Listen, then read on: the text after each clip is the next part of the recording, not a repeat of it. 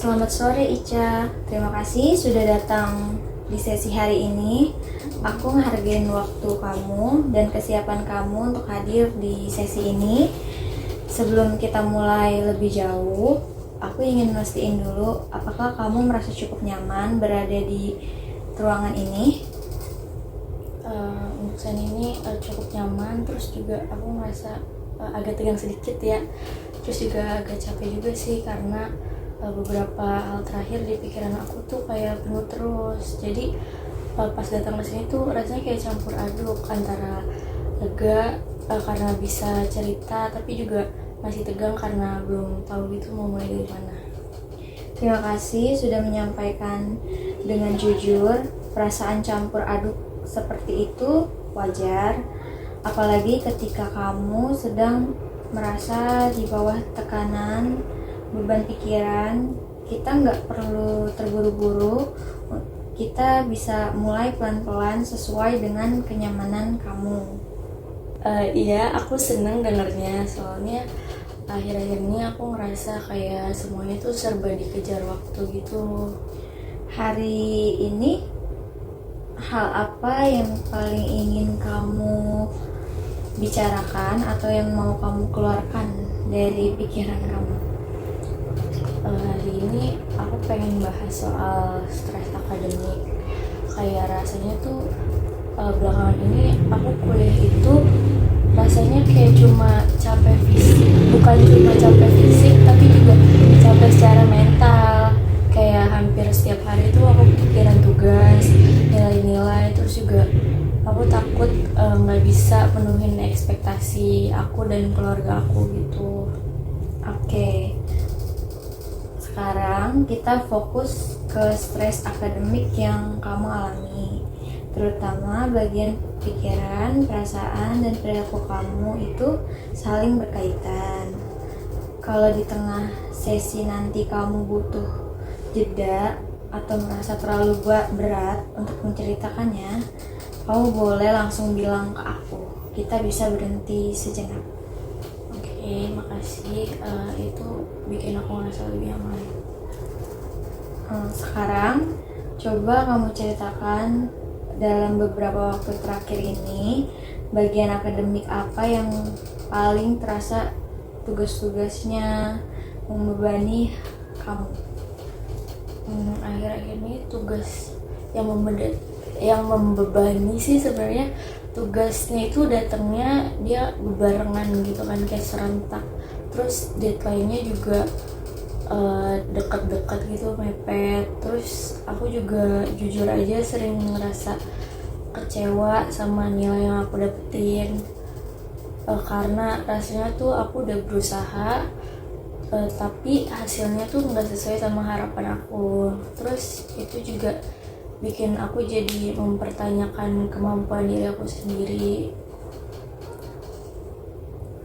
Saat kamu melihat tugas yang menumpuk dan nilai-nilai kamu yang gak sesuai sama harapan kamu itu, apa yang biasanya langsung muncul di dalam pikiran kamu? Yang pertama muncul sih pasti itu pikiran negatif ya kalau dari aku sendiri. Kayak aku itu nggak pinter lah, atau mungkin aku emang nggak kayak yang lain. Terus kayak kok teman-teman aku yang lain bisa, akunya nggak bisa. Kayak pikiran itu tuh muncul otomatis, terus susah dihentikan gitu. Ketika pikiran-pikiran itu muncul, apa nih yang biasanya kamu rasakan secara emosional? Kalau secara emosional mungkin aku kayak merasa cemas, terus takut gagal, terus sedih juga. Mostly ada kayak perasaan tertekan sendiri, kayak aku lagi lomba gitu tapi selalu tertinggal gitu. Kalau dari tubuh kamu, apa yang biasanya kamu rasakan ketika kamu mengalami rasa cemas, stres gitu? Kalau dari tubuh sih paling kayak susah tidur karena banyak pikiran yang kayak gitu lah. Terus dada juga kadang terasa sesek, napas jadi pendek, kepalanya berat. terus juga badan rasanya kayak capek terus, padahal aku kayak nggak ngapa-ngapain secara fisik. Lalu, biasanya apa yang bakal kamu lakukan ketika pikiran dan perasaan itu muncul secara tiba-tiba? Biasanya sih aku milih buat ditunda dulu ngerjain tugasnya. Kayak awalnya cuma niat ngerjain sebentar, terus istirahat sebentar juga, terus buka HP. Tapi akhirnya jadi lama, terus pas sadar waktu udah kebuang, aku kayak panik dan nyalahin diri sendiri gitu. Tapi tetap susah buat mulai lagi.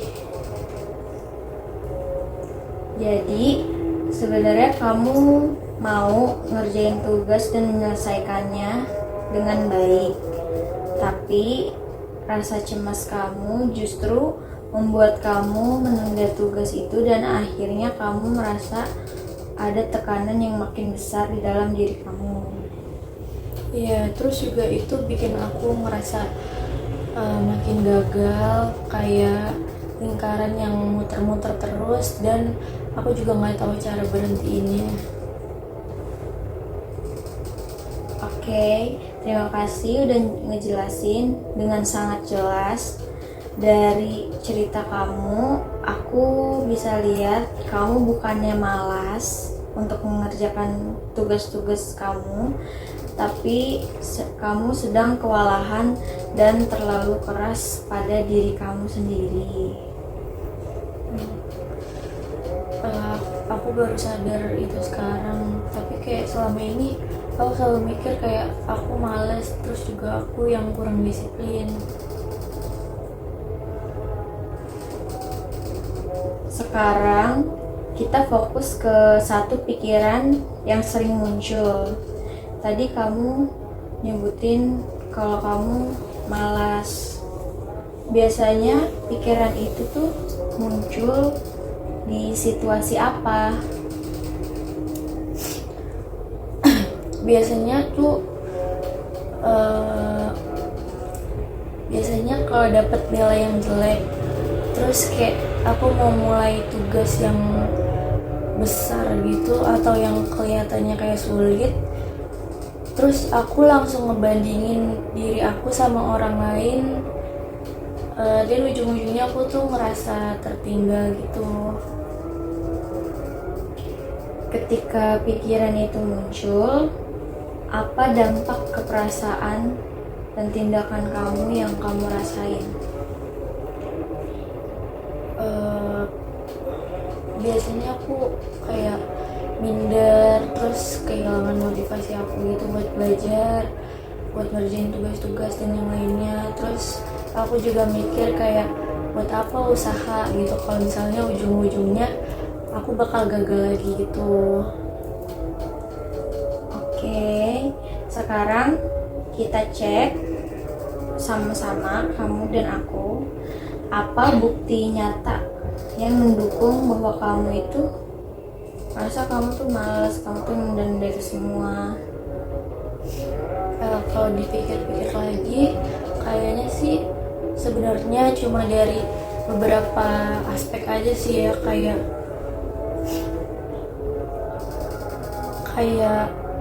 tapi entah kenapa aku selalu kayak nganggep itu cukup buat menilai diriku secara keseluruhan gitu.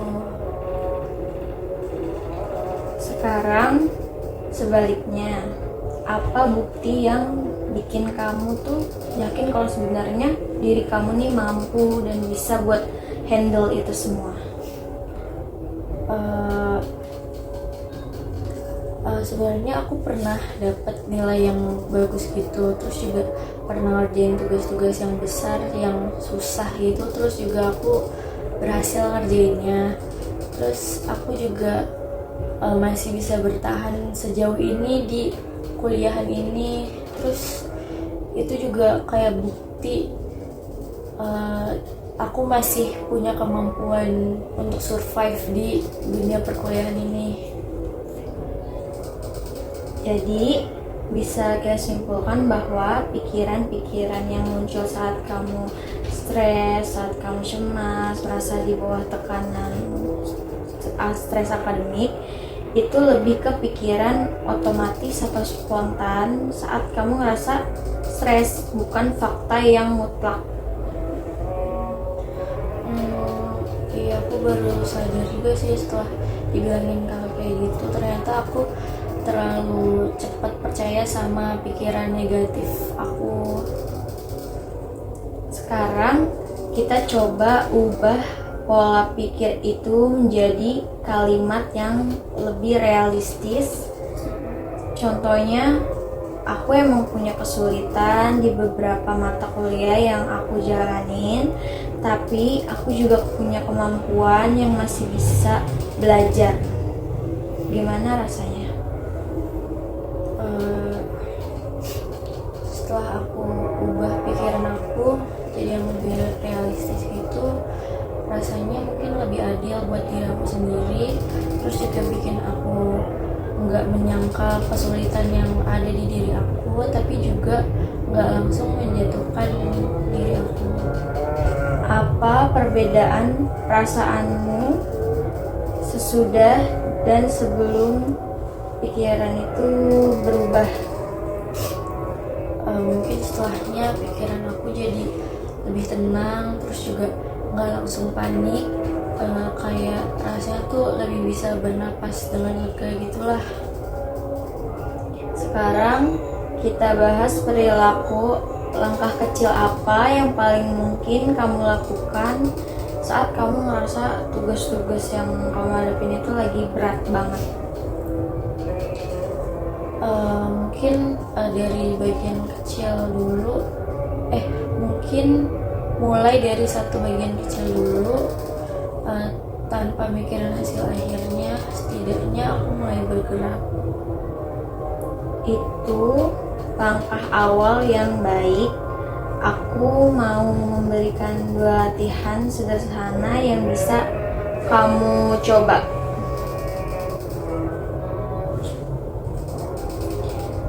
Pertama, kamu bisa catat pikiran.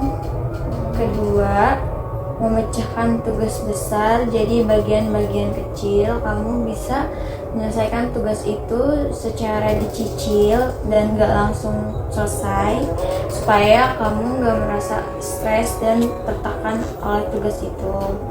Latihan yang kamu lakuin ini nanti bertujuan supaya rasa stres kamu itu lebih bisa kekontrol oleh diri kamu sendiri.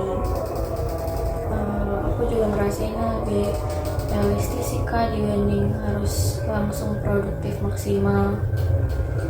Oke, dari sesi hari ini gimana dan apa yang paling membantu buat nyelesain masalah kamu? Yang paling aku sadarin buat bisa ngebantu diri aku sih, kalau selama ini tuh aku terlalu keras ke diri aku sendiri, terus aku juga nggak pernah benar-benar ngakuin kalau diri aku itu capek. Itu kesadaran yang bagus dan penting. Kamu sudah melangkah jauh untuk hari ini. Sebelum kita akhirin sesi ini, apakah ada hal lain yang ingin kamu sampaikan dan bicarakan? Mungkin sejauh ini cukup sih Kak. Aku mungkin kedepannya pengen coba latihan-latihan dulu dari yang kakak kasih tahu tadi dan lihat untuk perubahannya. Oke, terima kasih kamu udah mau bercerita dan terbuka selama proses konseling hari ini, KL. Kita bisa evaluasi bersama di sesi berikutnya ya. Oke, terima kasih banyak ya Kak untuk sesi hari ini. Setelah konseling hari ini aku merasa lebih ringan juga sih dan merasa lebih tenang aja gitu. Selamat masuk.